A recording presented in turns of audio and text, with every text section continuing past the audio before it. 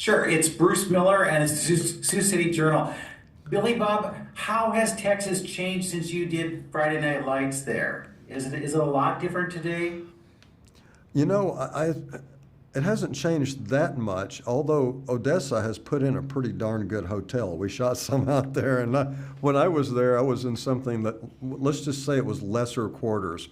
But, but you know, West Texas pretty much stays West Texas, and the people are so part of that land, you know. And I think Fort Worth has changed over the years because I've been going there since I was a kid, and you know, we're mainly in and around Fort Worth, and that town is really booming, so Well, I noticed that. watching this, I got a different picture of Texas than I've seen in other situations.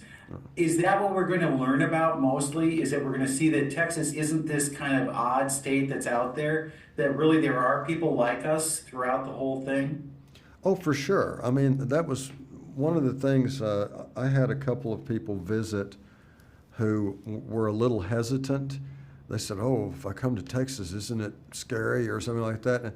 And then they get to Fort Worth and they've got like and they go in some five-star restaurant and it's like much more cosmopolitan. I mean, more cowboy hats than you might find in, New York or Sure. Chicago. But other than that, I mean,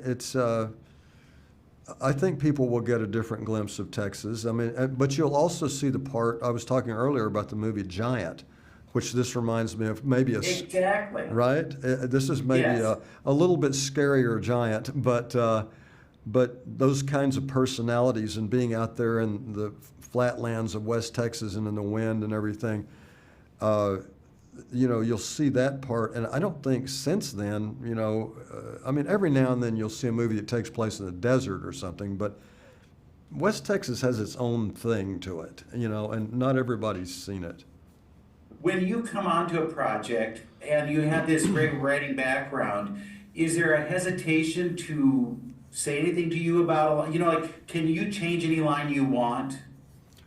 Well, I would say more so than that because Taylor wrote this in my voice. I mean, he told me he was going to. Oh, you can see it in Yeah, a minute. and so I mean, when I read the first couple of scripts, I was like, well, this kind of fits like a glove, and so I didn't really need to change much. I would say rather than changing things more often, I would add something, like just in other words, at the end of a scene, if I felt like saying something, because I'm a pretty improvisational actor, and so there are a few things that I would throw in there just because I thought it was appropriate or felt it in the moment, and the ones that Taylor liked, and he liked quite a few of them.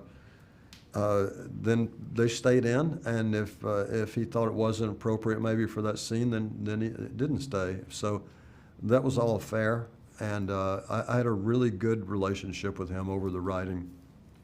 So you're a good fit. Also, the music, right? Hmm. You're involved with the music as well. But how is your pinky finger? Oh, somehow it magically grew back together, Bruce. Thank you so much. Have a Thank you. great one, and thank you for this series. It's wonderful. Oh, well, thank you. I appreciate that. I'm glad you like it. We got high hopes.